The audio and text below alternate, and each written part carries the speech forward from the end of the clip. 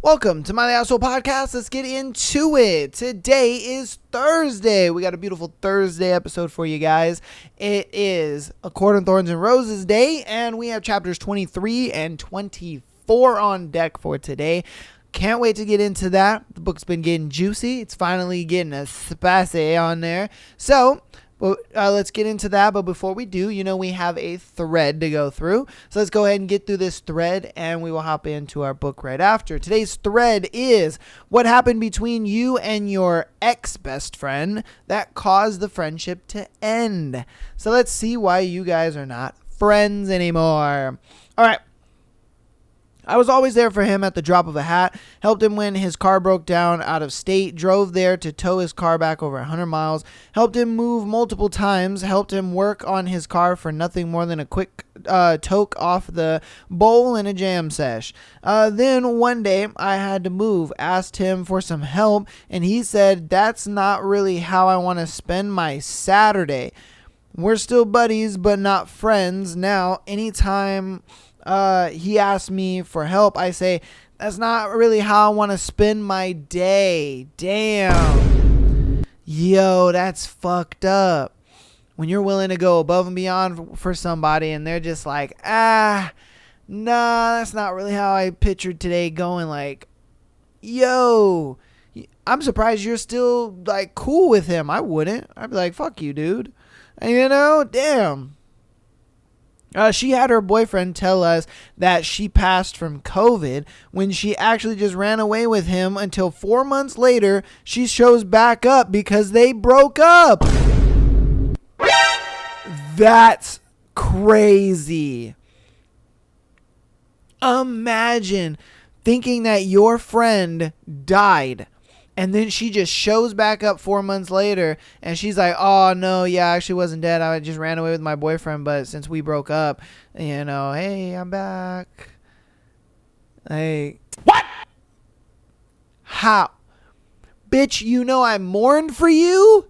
You know how sad I was for you? Like, bro, that's fucked up. That's immensely fucked up. Damn. That's not cool, man. That's not cool. I thought to myself, I always message first. I wonder how long it will be before they text me. Sometimes you feel that way. I mean, I guess if one person's putting in more effort than the other, it's just a sign that, you know what, they're not really your friend or they're not really into you like that, That's a tough pill to swallow a lot of times for people, but it's something where you got to just be like, hey, give them that same energy back and fuck it, My ex-best friend started dating my ex. It was all fine until I found out they had feelings for each other while we were still together. Oh. The trust was shattered. We tried to patch things up, but now the dynamic was never the same, and we slowly drifted apart. It's crazy how something that felt like it would last forever ended so suddenly. Oh my, I don't understand how people could be friends with somebody and they're attracted to their friend's partner. I have never once been attracted to my friend's partner. I've always looked at my friends' partners as like family members almost. It's been a thing where it's just like, yo, that's my boy, practically my brother, my cousin, whatever. And his girl, I look at it like, dude, you're just an extension of the family.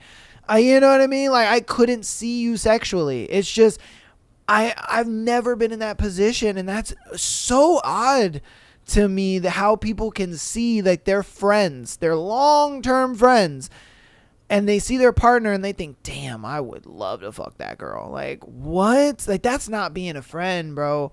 That's being a menace and a backstabber. Like, yo, I will never understand that. Never understand it. We hadn't talked in quite a while, so I was happy when she asked to get together for tea. She then tried to sell me an alarm system. What?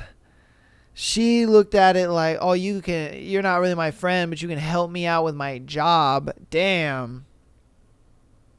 Besties for 10 years. Then one day I started getting messages from a person with an unknown number. The situation progressed and ended up getting really scary. The person I knew the person knew where I lived, what car I drove, where I worked, etc. Then they started texting me photos of myself taken without my knowledge. I started getting really frightened and told my friend I was going to go to the police after this kept happening. Then I got a selfie from that number of my friend laughing. It was her all along pretending to be a stalker. She felt blindsided and I ended the friendship afterwards. Okay, look. If I'm being honest with you, if a friend of 10 years, mind you, did some shit like this, I think I would just laugh. I think I would laugh it off and I'd be like, dude, you fucking got me. You scared the absolute shit out of me. Fuck you.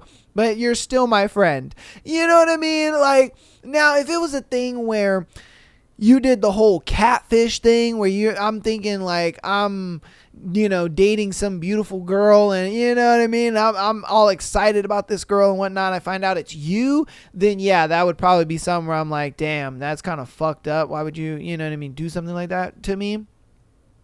But I mean, if you're just doing this and you do it for maybe a couple weeks to a month, I would be freaked out and like, what the fuck is going on, blah, blah, blah. But then I find out it's you. I don't know. I probably would just be like, fuck you. You're annoying. I hate you. But, and then I would let it go. And it's funny. It's a joke after that. We'd laugh about it. But I don't know. I wouldn't end my friendship for that. But hey, I guess it's different. She started dating a crazy cokehead and moved himself into her house like a day. Into her house on like day 3. Okay. Stole money from her, love bombed and gaslit her, gave her herpes, and then threw parties for all his friends on her credit card. Oh my God. I was pregnant and living in her basement suite, and he kept threatening to kill my husband and did everything he could to get rid of us. He ended up succeeding and he ended up succeeding, and we left in the middle of the night, and she stayed with him until he got her pregnant and beat her until she lost the baby. Yo, we had spent months trying to get her to get rid of him, only for her to keep taking him back. In the end, she spent about $40,000, or he ended up spending about $40,000 of her money and destroying her life. Yeah, there's no way I'd be friends with somebody like that after a while, because it's one of those things where it's like, I'm trying to help you, but you don't want to be helped, and that sucks. That really sucks. It's one of those things where it's just like, you don't want to be helped, and I want to help you, but like I say, you just don't want to be helped, and that is probably the toughest thing about it. Oh man, that's gotta suck, dude. That's gotta suck. Damn. Hey, it is what it is. You can lead a horse to water, but you can't make it drink. Like, you can warn them and tell them, but they're gonna do what they're gonna do at the end of the day. Dang. All right, I helped him beat an addiction to Oxycontin and got him back into soccer, which he was an absolute phenom at. He almost got a full scholarship to a good college 2 years after we graduated high school. Yes, he was that good. And after a disappointing college career of 3 different colleges, he started a futsal gym, I don't know what that is, that I helped all the time at training kids. He got into a bad financial situation because he was still drinking and smoking while he was living in the gym and barely making it. I helped him pay his rent on the place once to keep his dream going. One night we were leaving the gym and my truck wouldn't start. I live in Tornado Alley and the storm that evening was getting crazy. My pregnant wife and 2 other children were at home and in bed, and it took me over an hour to convince him to finally give me a ride. He had to get up early, so it was super inconvenient. Early to him is 8:30 a.m. Dang, that's crazy. Anyways, he's a selfish asshole, always was, but I loved him because we had been best friends since we were 8. Tired hanging with him recently after 3 to 4 years, and it was just never materialized. I'm actually grateful for that. Damn. Dude, I can't understand. Like, if a friend needed me, like, I have 2 long-term ride or die friends that I've known for a decade plus, probably 15 years plus. There is nothing I wouldn't do for those guys.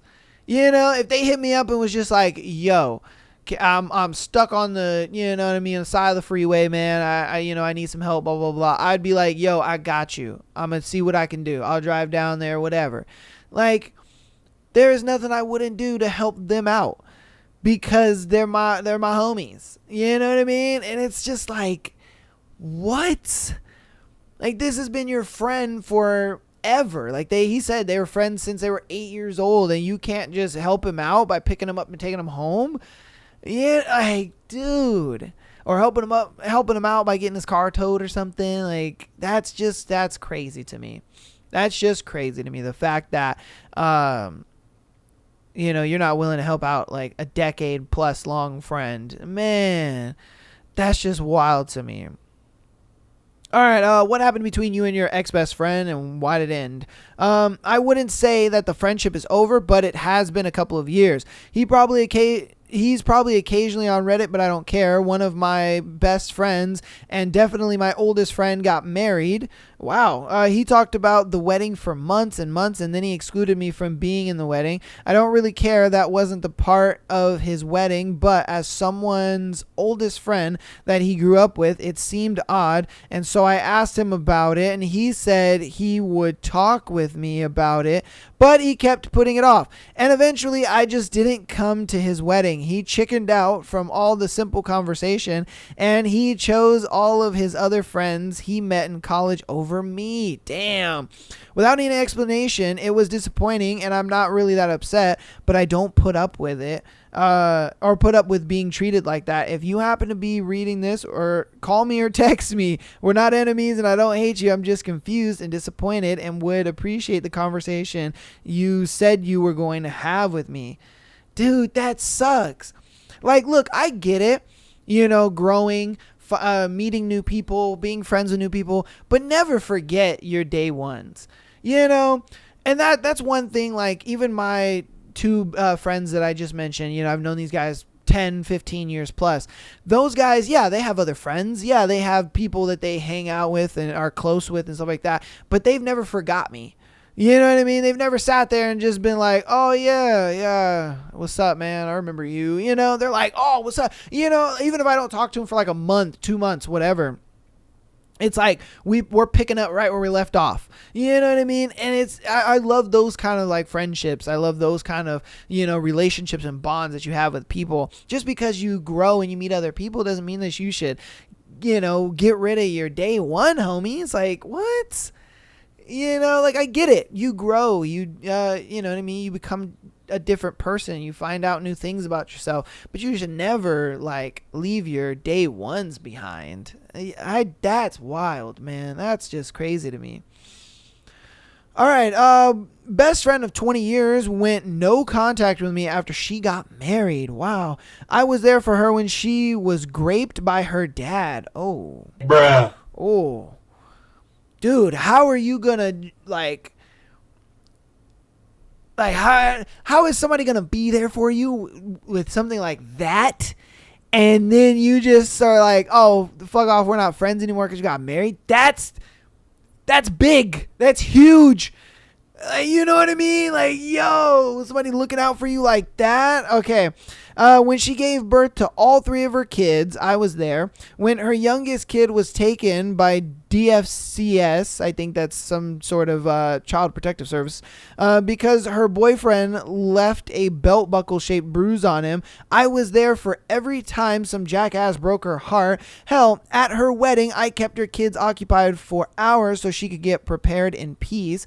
After the wedding was over, she stopped calling and texting, wouldn't respond to texts or calls I sent her. Figured it was just her being in the honeymoon phase and I'd eventually get to hear from her. Ran into her 3 weeks later. She acted like I was a complete stranger, that I was acting like a creep instead of her best friend for 20 years. Wow, that was 2018. She hasn't tried to contact me in 6 years.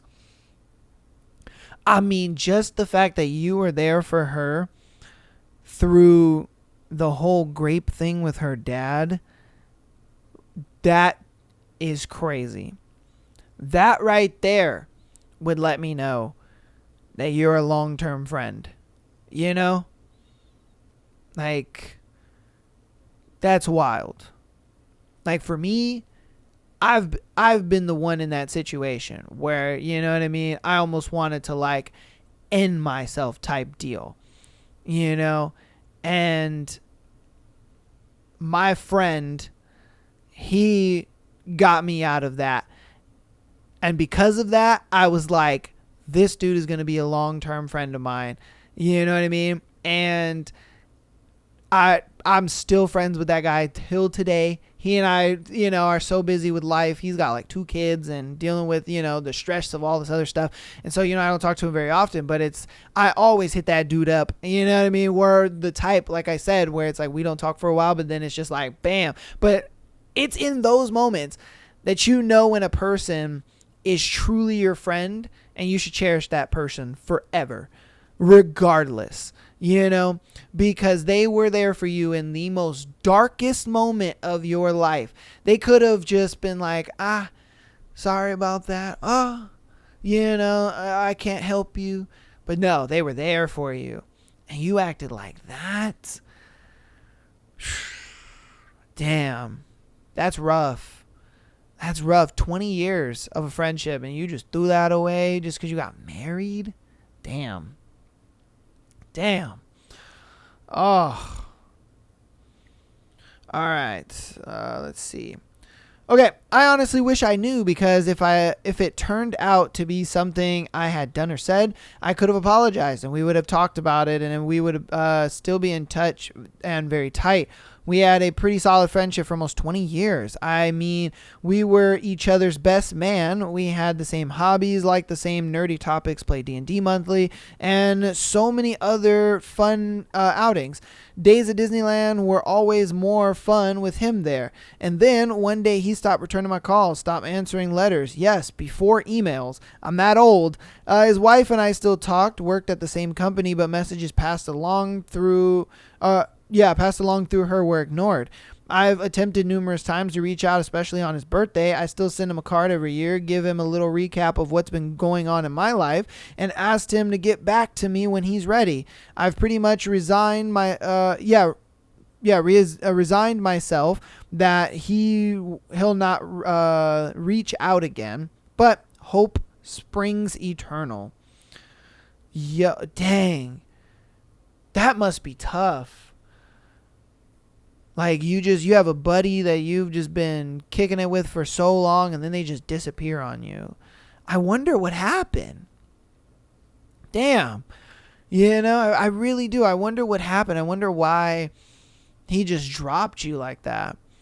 You know, and you don't even know why. You know, you're trying to figure it out. You're like, yo, what did I do? And you send him a card every year. You are still keeping in touch, you know, with his wife. Like, hey, you know, if you see him, or, you know, if you get a chance, just tell him I said hi. Tell him, you know, hit me up. Like, I'd love to talk to him. And he ignores that too. Like, dang, that's tough, man. That is tough. I'm going to do 2 more off this thread, and then we'll get into our chapters.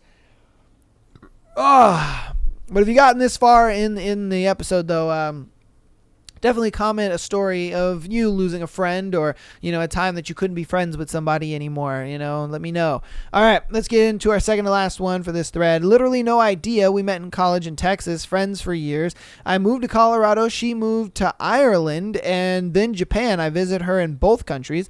We always made time to video chat each week or so, but then I got harder / less important for her to chat, and then she just stopped talking to me altogether. I haven't spoken to her in years now. It makes me sad when I think about her. I hope she's doing well. She is a good person. I do miss her, though. Damn.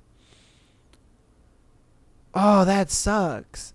I wonder if it's because, you know, she might have met a man out there, and, you know, she's just like, nah, I'd rather spend time chatting with my mans and get some penis instead of trying to video chat you and talk to you. You know what I mean? Like, whoa.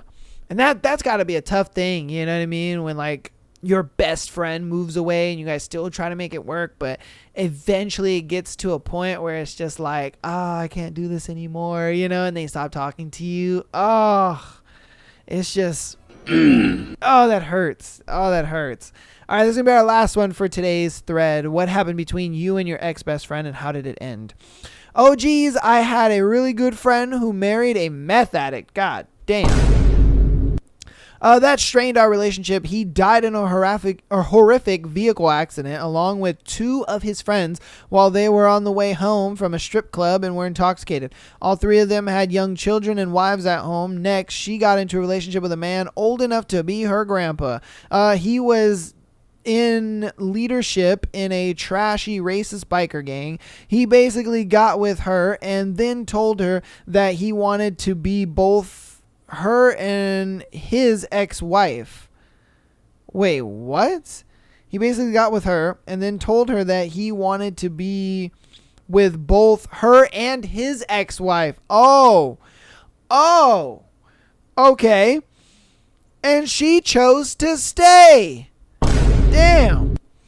I just couldn't after that. Last I heard, she finally left him in the lifestyle after he was in a severe motorcycle accident and expected her to provide financially and be his caregiver. I wish her well, but our lives simply just went in different directions. Facts. Again, that's another one of those, you can lead that horse to water, but you can't make it drink.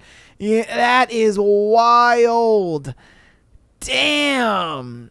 And then on top of that, I'm kind of like, girl, you kind of a black widow, man. Like, how in the hell did homeboy get into a car accident? He died. And then this next dude gets into a car accident. Like, girl, what are you doing? You is some kind of bad juju. I ain't going to lie to you, man. God damn. That's a little wild if I'm being honest with you. But hey, you know, again, all you can do is hope them the best and let them make the bad decisions that they're going to make. That girl is crazy. But that's going to go ahead and be today's thread, man. Hope you guys enjoyed that thread. Again, like I said, if you guys have a story you'd like to share in the comments, please do. I'd love to hear it. But that's going to go ahead and be the end of that thread. Before we hop into the book, you know what I got to do? I got to do the announcements. And I know this is not you guys' favorite part of the show. I know, but I'm going to get through them as fast as I can, okay? Here we go. 3, 2, 1. Patreon.com/MyLasshole Podcast. Get an exclusive episode every single Friday and an entire year of back catalog content for you is just waiting there. All right? The juiciest of stories as well as threads are over there. All uncensored, all that good stuff. So get on over there. Check that out. They're ad-free, all that good stuff. All right, $3 a month gets you all of that, as well as being able to send in your scenario to be featured on Tuesday and Sunday shows. Thank you guys so much for all the support. And if you would like to help us even more on the free 99 side of things, all right, then go ahead and follow us on YouTube, TikTok, as well as Instagram. Helps out a lot. I appreciate all of that. If you're an audio listener, downloading and rating this podcast 5 stars helps out a lot. I do appreciate all of the support that you guys show. I love you guys so much. But without further ado, let's get into what y'all all been waiting for, and that is chapter 23 and 24 of The Court of Thorns and Roses. It's been getting a little juicy. Our girl is just like, I want stuff. Fuck, homeboy. Oh, man. She was just like, my God. I want this man in and out of my vagine. It's crazy, but let's get into it. All right. Chapter 23. Chapter 23. The next afternoon, I lay on my back in the grass, savoring the warmth of the sunshine filtering through the canopy of leaves, noting how I might incorporate it into my next painting. Lucian, claiming that he had miserable emissary business to attend to, had left Tamlin and me to our own devices, and the High Lord had taken me to yet another beautiful spot in his enchanted forest. But there were no enchantments here, no pools of starlight, no rainbow waterfalls. It was just a grassy glen watched over by a weeping willow, with a clear brook running through it. We lounged in comfortable silence, and I glanced at Tamlin, who dozed beside me. His golden hair and mask glistened bright against the emerald carpet. The delicate arch of his pointed ears made me pause. He opened an eye and smiled lazily at me. That willow's singing always puts me to sleep. "The what of what?" I said, propping myself on my elbows to stare at the tree above us. Tamlin pointed toward the willow. The branches sighed as they moved in the breeze.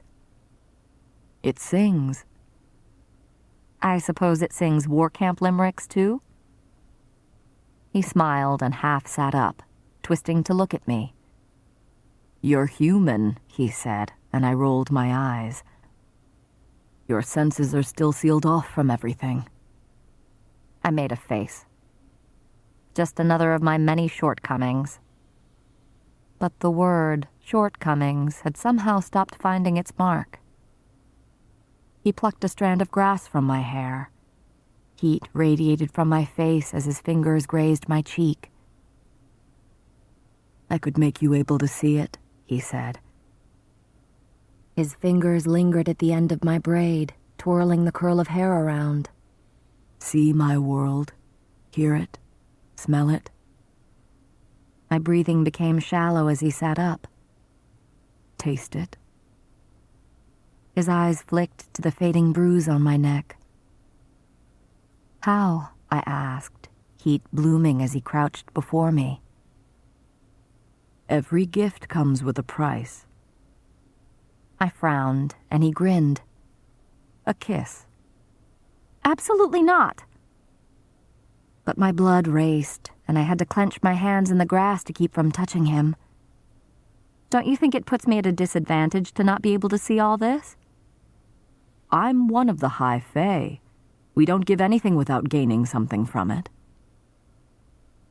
To my own surprise, I said, "Fine." He blinked, probably expecting me to have fought a little harder. I hid my smile and sat up so that I faced him, our knees touching as we knelt in the grass. I licked my lips, my heart fluttering so quickly it felt as if I had a hummingbird inside my chest.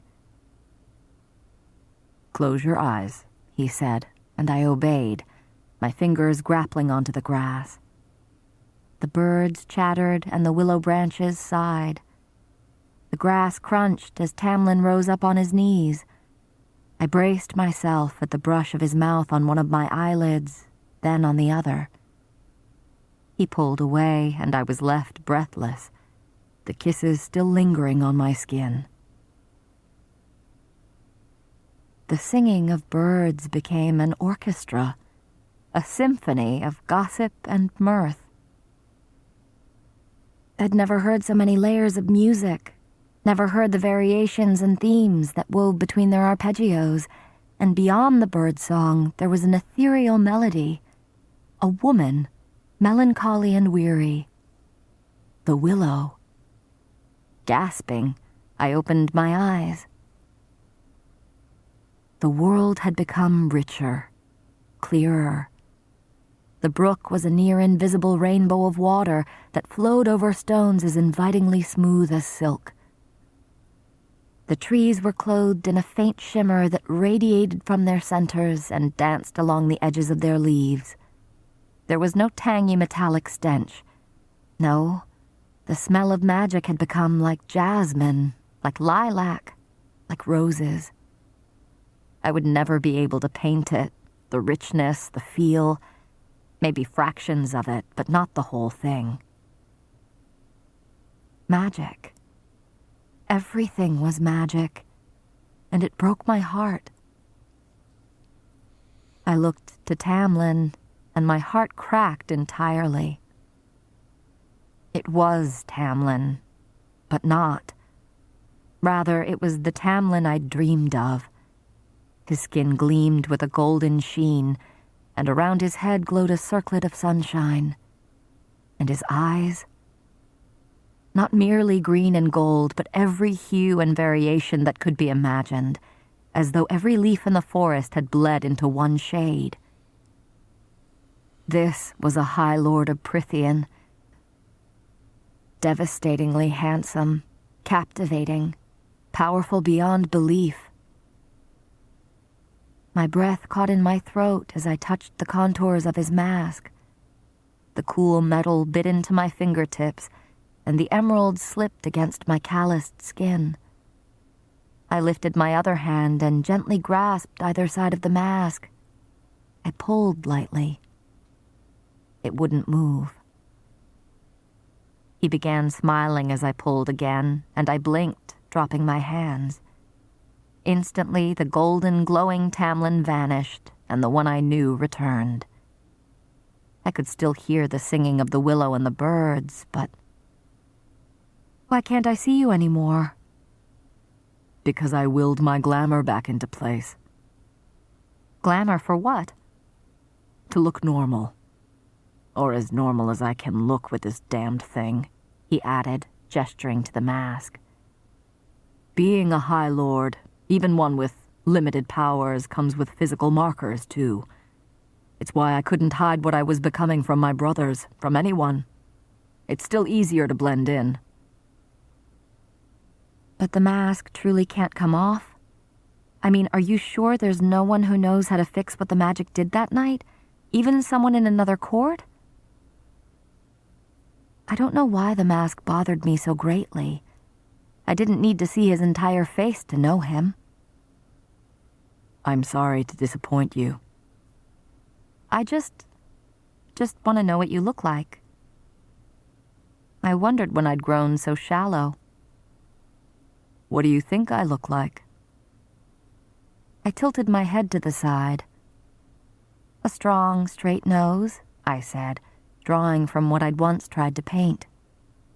High cheekbones that bring out your eyes. Slightly arched brows, I finished, blushing. He was grinning so broadly that I could almost see all of his teeth, those fangs nowhere in sight. I tried to think up an excuse for my forwardness, but a yawn crept from me as a sudden weight pressed on my eyes. What about your part of the bargain? What? He leaned closer, his smile turning wicked. What about my kiss? I grabbed his fingers. Here, I said, and slammed my mouth against the back of his hand. There's your kiss. Tamlin roared with laughter, but the world blurred, lulling me to sleep. The willow beckoned me to lie down, and I obliged. From far off I heard Tamlin curse. Feyre? Sleep. I wanted sleep. And there was no better place to sleep than right here, listening to the willow and the birds and the brook. I curled on my side, using my arm for a pillow. I should bring you home, he murmured, but he didn't move to drag me to my feet. Instead, I felt a slight thud in the earth, and the spring rain and new grass scent of him cloyed in my nose as he lay beside me. I tingled with pleasure as he stroked my hair. This was such a lovely dream. I'd never slept so wonderfully before, so warm nestled beside him, calm. Faintly, echoing into my world of slumber, he spoke again, his breath caressing my ear. You're exactly as I dreamed you'd be, too. Darkness swallowed everything. Chapter 24. It wasn't the dawn that awoke me, but rather a buzzing noise. I groaned as I sat up in bed and squinted at the squat woman with skin made from tree bark who fussed with my breakfast dishes. Where's Alice? I asked, rubbing the sleep from my eyes. Tamlin must have carried me up here. Must have carried me the whole way home. What? She turned toward me. Her bird mask was familiar, but I would have remembered a fairy with skin like that. Would have painted it already. Is Alice unwell? I said, sliding from the bed. This was my room, wasn't it? A quick glance told me yes. Are you out of your right mind? The fairy said. I bit my lip. I am Alice, she clucked, and with a shake of her head, she strode into the bathing room to start my bath. It was impossible. The Alice I knew was fair and plump and looked like a high fae. I rubbed my eyes with my thumb and forefinger. A glamour. That's what Tamlin had said he wore. His fairy sight had stripped away the glamours I'd been seeing, but why bother to glamour everything? Because I'd been a cowering human, that's why. Because Tamlin knew I would have locked myself in this room and never come out if I'd seen them all for their true selves. Things only got worse when I made my way downstairs to find the High Lord. The hallways were bustling with masked fairies I'd never seen before. Some were tall and humanoid, high fae like Tamlin. Others were not fairies. I tried to avoid looking at those ones, as they seemed the most surprised to notice my attention. I was almost shaking by the time I reached the dining room. Lucian mercifully appeared like Lucian. I didn't ask whether that was because Tamlin had informed him to put up a better glamour, or because he didn't bother trying to be something he wasn't.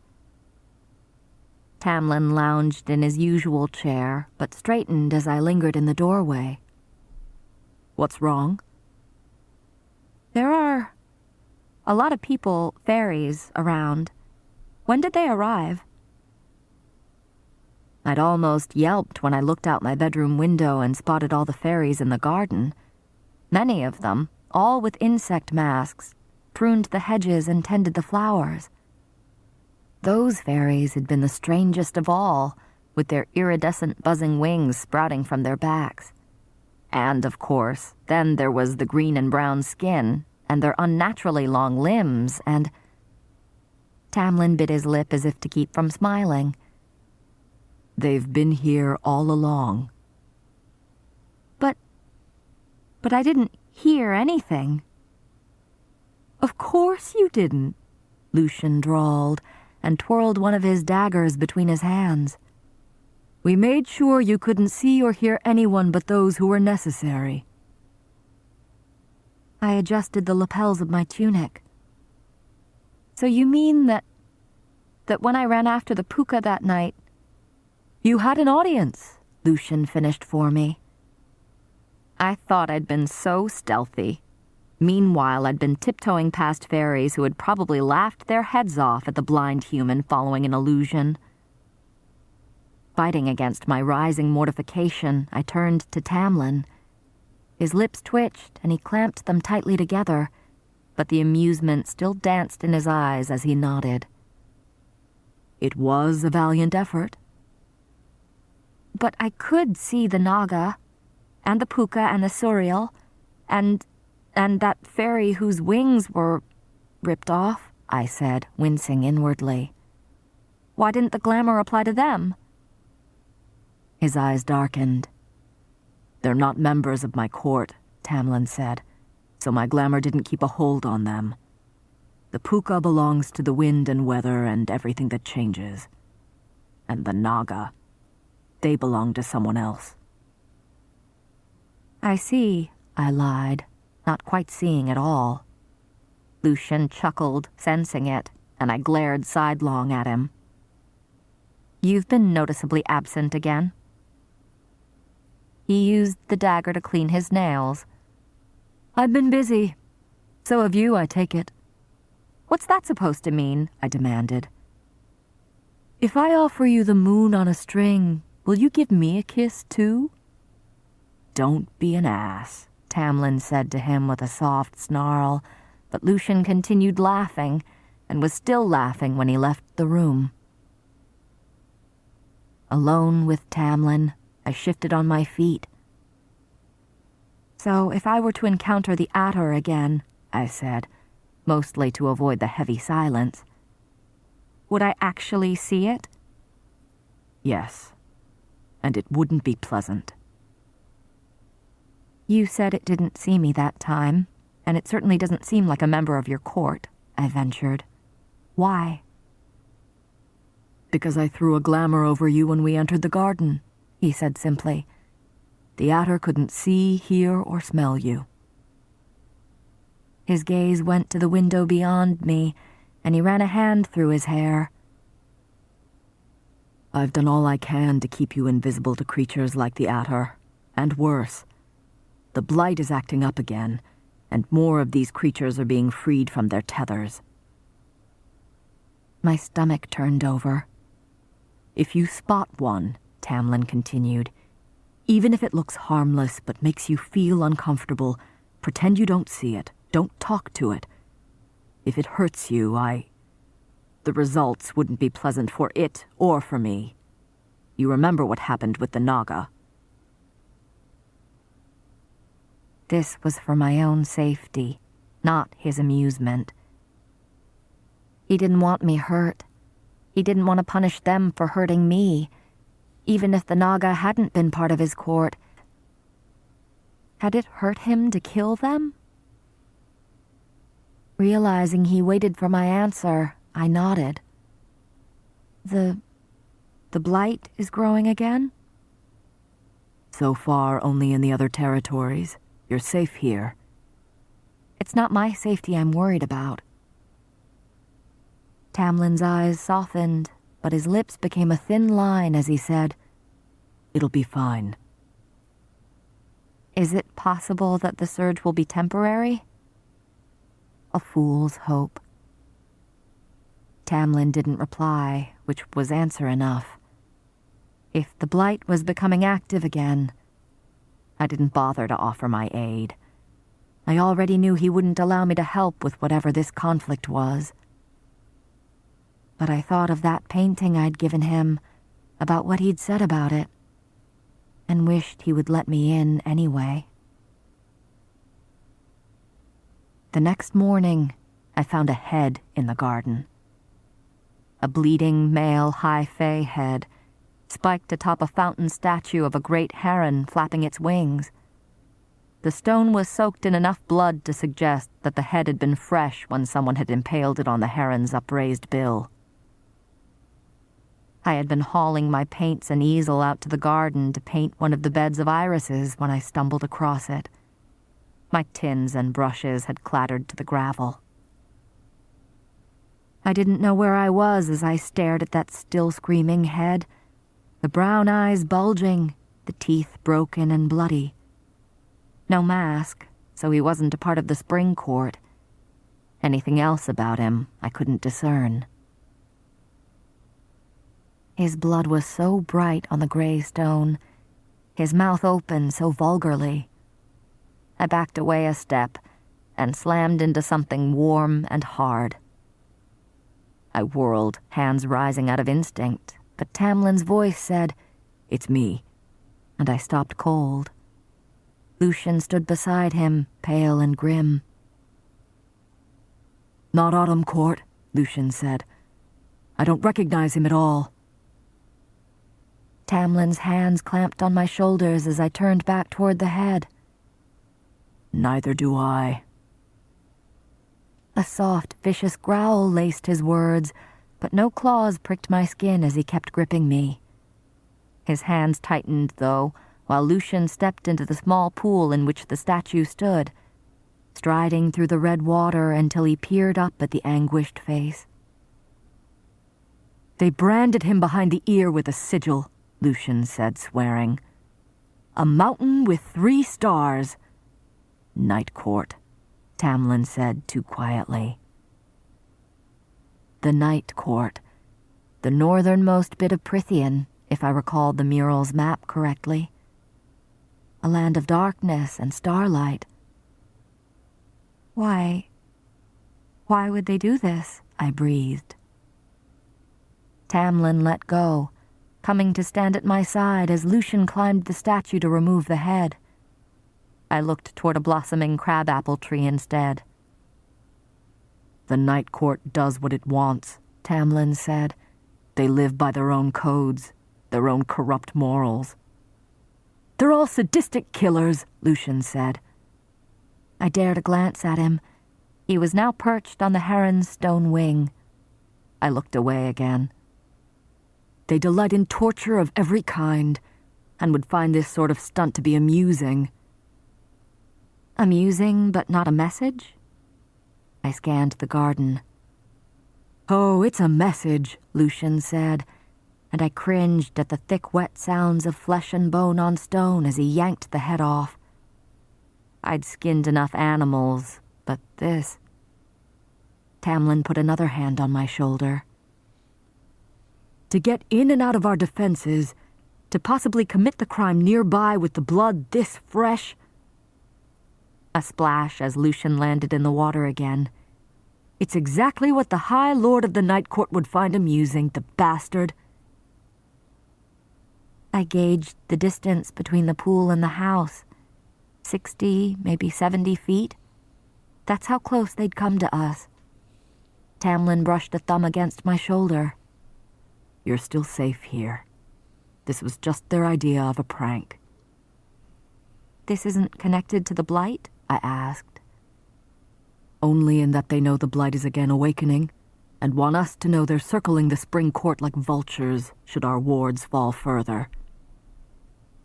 I must have looked as sick as I felt, because Tamlin added, "I won't let that happen."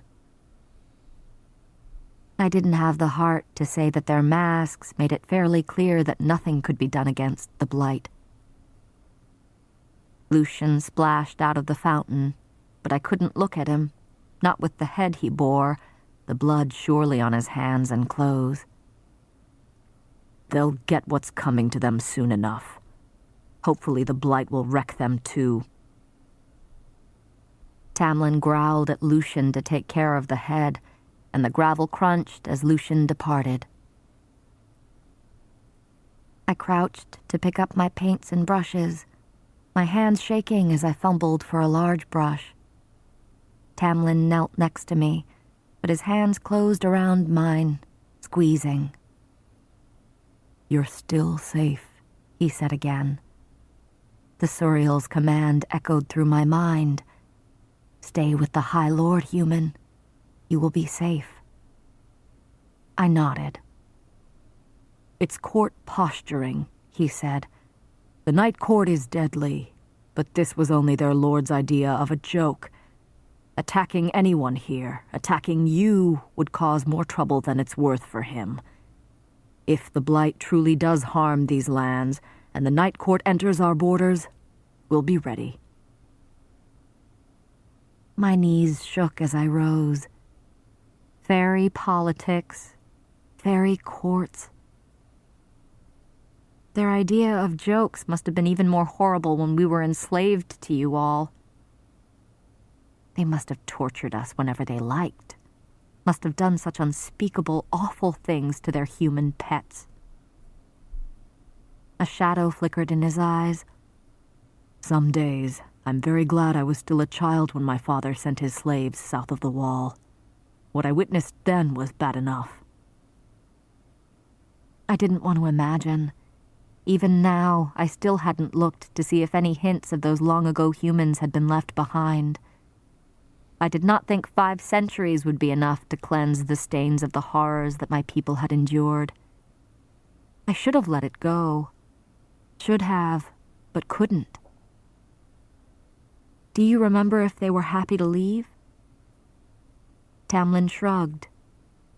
"Yes. Yet they had never known freedom or known the seasons as you do. They didn't know what to do in the mortal world. But yes, most of them were very, very happy to leave." Each word was more ground out than the next. "I was happy to see them go, even if my father wasn't." Despite the stillness with which he stood, his claws poked out from above his knuckles. No wonder he'd been so awkward with me, had no idea what to do with me when I'd first arrived. But I said quietly, "You're not your father, Tamlin, or your brothers."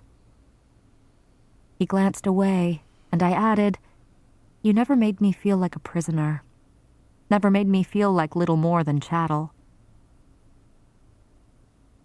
The shadows that flickered in his eyes as he nodded his thanks told me there was more, still more that he had yet to tell me about his family, his life before they'd been killed, and this title had been thrust upon him. I wouldn't ask. not with the blight pressing down on him, not until he was ready. He'd given me space and respect. I could offer him no less. Still, I couldn't bring myself to paint that day.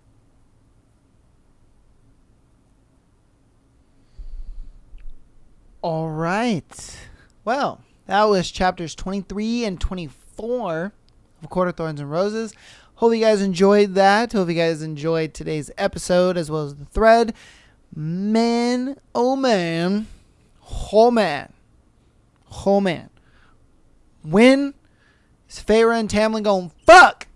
It's going to happen soon, I'm sure. But I love you guys. You Patreon people, I'll see you tomorrow.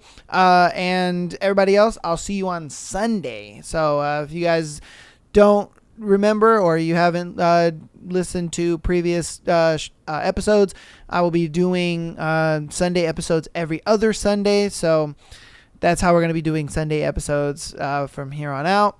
And then if you guys want to catch up on A Court of Thorns and Roses, we have Spotify as well as YouTube playlists down there to get caught up on all of that. And I will see you guys later. Love you all and peace.